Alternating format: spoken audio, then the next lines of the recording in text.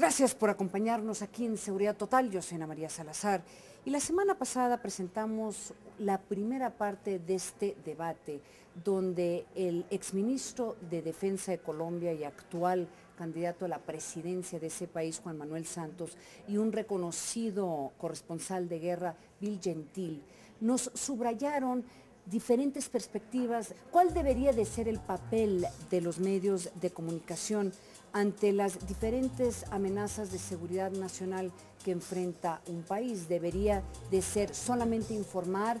¿Debería de ser educar, jugar un papel pedagógico? ¿O debería de ser un ayudante, coadyuvar al gobierno para enfrentar esas amenazas? Bueno, vamos a tomar ese debate el día de hoy, las experiencias de estos expertos internacionales, y lo vamos a aterrizar en la realidad mexicana. Hay que decirlo que en México a diario se están amenazando periodistas y medios de comunicación, que hace casi imposible que ejerzan su función principal, que es la de informar a la opinión pública. Entonces la pregunta es, ¿cuál es el estado de este debate en nuestro país? ¿Cuál debería de ser la función de los medios de comunicación ante las amenazas de seguridad nacional que enfrenta México?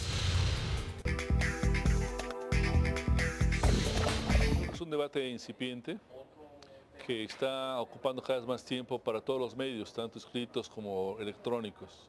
Se ha pensado hasta ahorita que es un tema ajeno a nosotros, que nuestro trabajo es recabar y difundir información nada más, pero cada vez se acumula más preocupación y más experiencia también.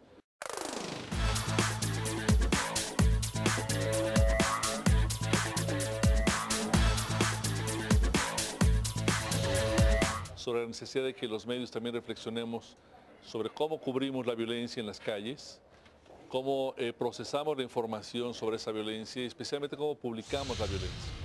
El reto de los periodistas y de los medios de comunicación de nuestro país parecerían imposibles de enfrentar cuando vemos las experiencias en otras partes del planeta. Veamos lo que nos dijo el exministro de Seguridad Pública, Sholom Ben-Ammi.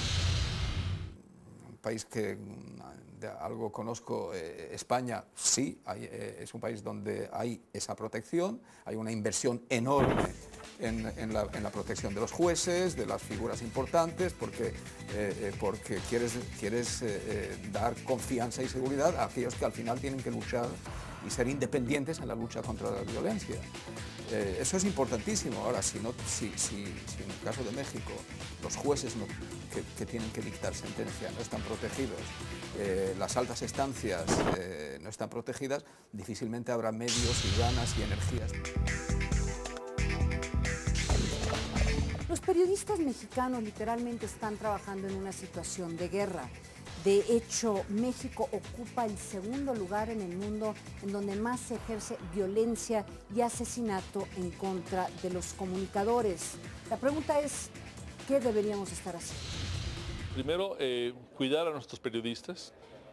México es el país donde es más peligroso el ejercicio periodístico. Tenemos que evitar que reporteros que no son conscientes de que están tratando con bandas internacionales de crimen organizado estén cubriendo este tipo de eventos como si fueran sucesos de menor calibre.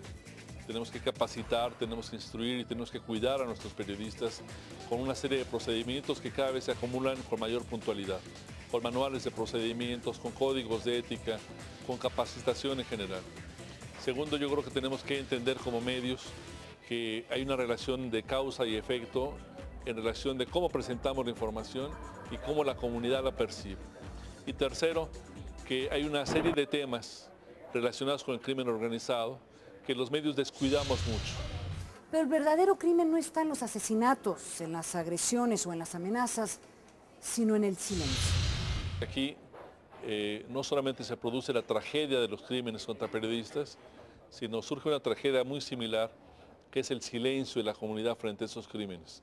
El silencio de los medios, el silencio de los padres de familia, el silencio de la iglesia, frente a un asesinato que no solamente priva de la vida a un reportero, a un periodista, sino que con ello mutila en cierta medida o en medida importante el derecho a saber de la comunidad para la que este periodista estaba trabajando. Pero según el exministro de Seguridad Pública de Israel, el problema de proteger a los periodistas es bastante sencillo.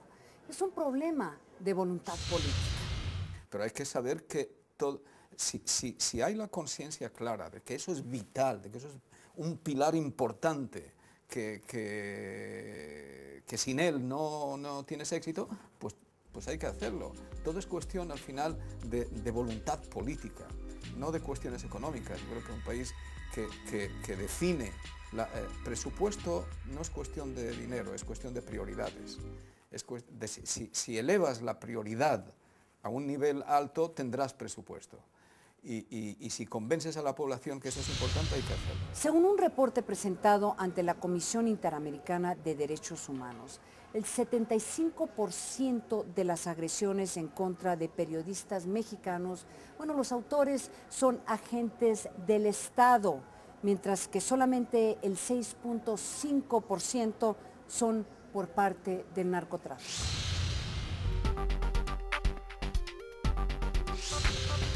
Muchos de los periodistas asesinados realmente no sabían con quién estaban tratando. Muchos de los casos se presume que además del criminal, además del mafioso, en la decisión de matar al periodista participó o un jefe policíaco o un político. Eso hace muy complicado la historia, muy complicado el procedimiento para enfrentar el fenómeno. Pero obliga también a los medios a tomar una reflexión distinta de qué hacer en estos casos.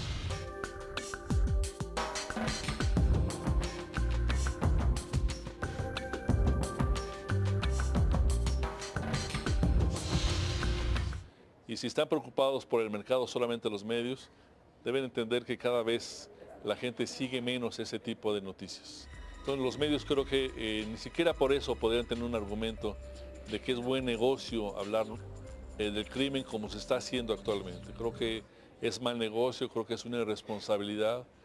Hay cada vez más discusión sobre este tipo de temas.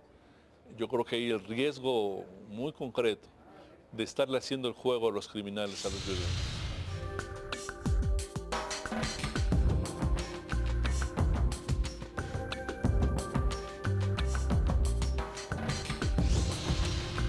¿Qué pasos se tomaron en otros países que serían de utilidad para México? En Italia hay ejemplos a seguir, pero me gusta mucho el colombiano en cuanto a los medios, porque en otros países, por ejemplo en Italia, lo que resaltó más fue la participación de organismos no gubernamentales en el combate y en la contención al crimen. Por ejemplo, de la iglesia. Yo creo que la iglesia mexicana tiene mucho que aprender de lo que hizo la iglesia italiana en contra de las mafias. Pero concretamente en Colombia, se pusieron de acuerdo los medios y a nivel de directores, a nivel de propietarios, para capacitar con cursos a los periodistas, pero también para que cuando hubiera una agresión contra un periodista, aquellos medios iban a comisionar a reporteros para seguir las indagatorias que ese periodista asesinado había desarrollado e informar al público con mucho mayor fuerza, mucha mayor profundidad, quiénes podrían ser los autores de estos crímenes. Y desde luego la lucha a través de los medios de comunicación es importantísima y que el gobierno sea capaz de transmitir sus mensajes. Si no es capaz de transmitir el mensaje, pues no tendrá la legitimidad ni para los presupuestos, al fin y al cabo necesita presupuestos para la lucha contra la violencia, también de cuestión de medios tecnológicos, hay que invertir enormemente. Creo que hay una discusión ahí importante de cómo modificar este tipo de dinámicas de relación entre los medios y la comunidad en situaciones tan difíciles como la actual. Discusión sobre cuál debería ser el papel de los medios de comunicación ante las grandes amenazas que enfrenta un país. Es un debate que no se ha definido en otras partes del mundo y aquí en México es un debate incipiente. Pero lo que sí es claro es un diálogo que necesita llevarse a cabo ya, porque si el gobierno federal y los gobiernos estatales van a tener éxito en contra de las amenazas de seguridad nacional que afligen a México, incluyendo el crimen organizado y el narcotráfico, claramente van a necesitar la ayuda de los medios de comunicación.